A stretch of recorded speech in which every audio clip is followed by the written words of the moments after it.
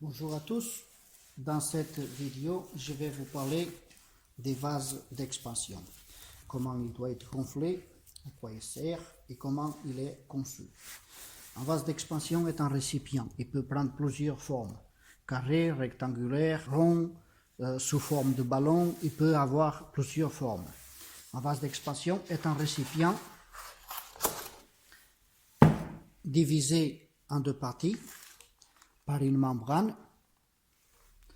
D'un côté, il y a l'air et d'un côté, il y aura de l'eau. Il sert à absorber la dilatation de l'eau due à la chauffe. Comme tous les autres corps solides ou liquides, l'eau, quand elle chauffe, elle se dilate et les circuits fermés, sur circuit fermé, il faut bien que cette dilatation elle aille quelque part parce que les tuyaux ne sont pas élastiques. Donc, on utilise pour cela un vase d'expansion. Pour qu'il soit efficace, il doit être gonflé selon les paramètres de chaque installation. Les chaudières murales ont des vases prégonflés d'origine selon la puissance de la chaudière, 0,8 bar, c'est-à-dire 800 grammes, ou un bar ou un bar 2, tout dépend du modèle de chaudière. Il est impératif, pour ajuster la pression d'un vase, il est impératif de connaître plus ou moins la quantité d'air que l'on va injecter dans le vase. Quand on ne sait pas faire ce calcul et quand l'installateur ne vous a pas dit ou n'a pas collé une étiquette quelque part avec la pression de gonflage du vase, à ce moment-là, on se repère à la plaque signalétique du vase et on gonfle le vase à la pression d'origine. Dans ce cas précis, c'est 0,8 bar, 800 grammes. Pour information, un vase d'expansion doit toujours être gonflé avec de l'azote, c'est-à-dire de l'air 100% sec, sans aucune trace d'humidité.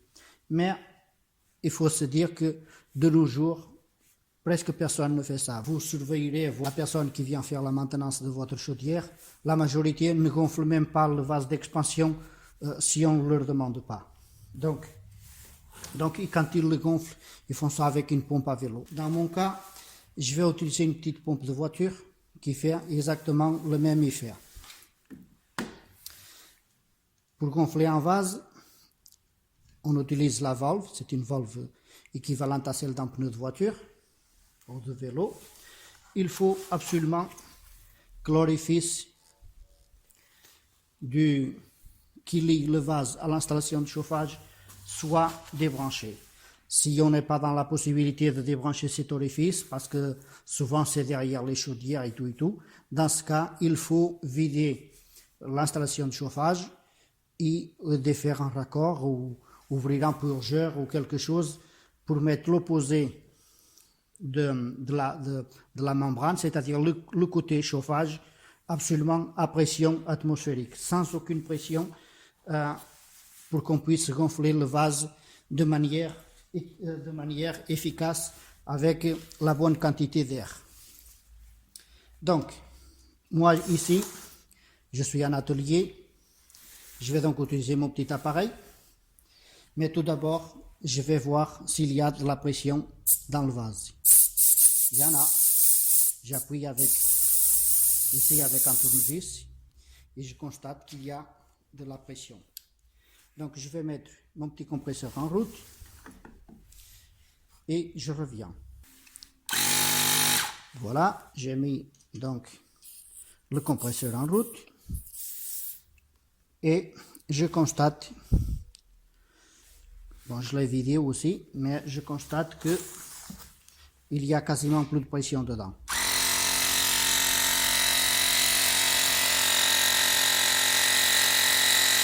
Je le laisse tourner. Ça y est, ça commence à monter. Je vais gonfler ça avec un bar de pression.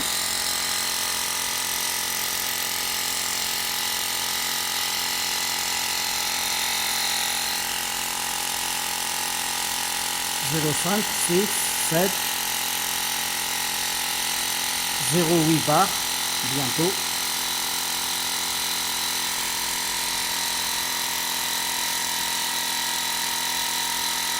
Zéro huit, 0,9.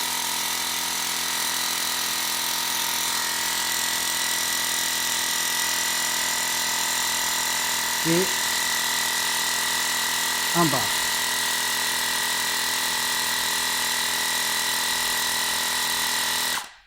Et voilà. Donc, j'enlève ma valve. C'est pour cette raison, en dévissant, qu'il y a toujours un peu d'air qui se perd, parce que ici c'est un petit raccord vissé. Dans le cas d'un raccord clipsé, on perd moins d'air. C'est pour cette raison que j'ai rajouté 200 grammes de plus pour compenser la perte. Maintenant, ce qu'il faut faire, ici j'ai un flacon, peu importe la marque ni la couleur, ce qu'il y a dedans c'est de l'eau savonneuse. Et donc, je teste que ma valve ne fuit pas. Et c'est bien le cas, elle ne fuit pas. Donc, je mets mon capuchon. Et voilà, mon vase d'expansion est prêt à l'emploi. Cette méthode est valable pour tous les vases d'expansion, quels qu'ils soient.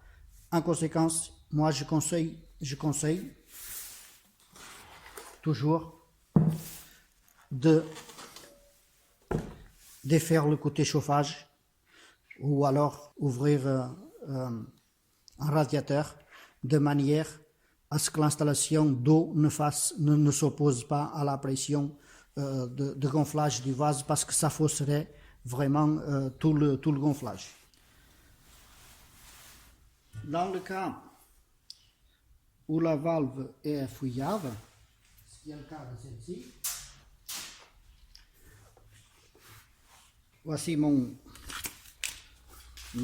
kit de réparation de pneus de voiture. Il y a les diverses mèches pour les pneus. Là, il y a la pâte de lubrification. Et là, il y a des valves de voiture qui vont déjà bien dépanner. Donc, j'ouvre ici ma petite boîte. Je prends la clé de démontage des valves. Et je viens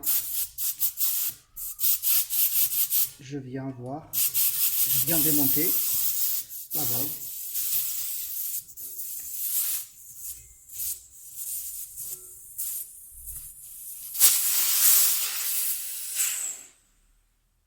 Et voici la valve en question.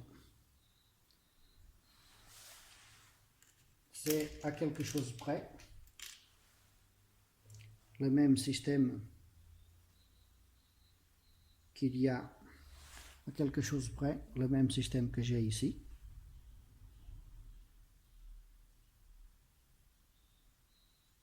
Voilà. Là, c'est pas tout à fait la même chose, mais je pense que ça fera parfaitement l'affaire. Voilà.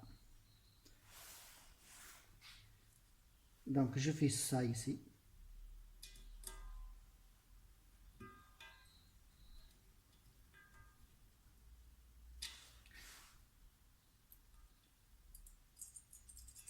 Je vais ça ici.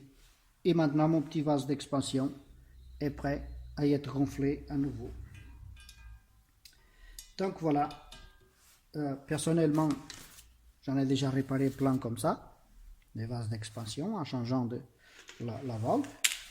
En conséquence, si la valve n'est pas en cause, ne cherchez pas à réparer quoi que ce soit, ne perdez pas de temps et remplacez votre vase directement, car si ce n'est pas la valve, à ce moment, ça sera le vase, la membrane du vase qui est hors de service. Donc à ce stade-là, comme je disais, mon vase d'expansion est prêt à être mis en service.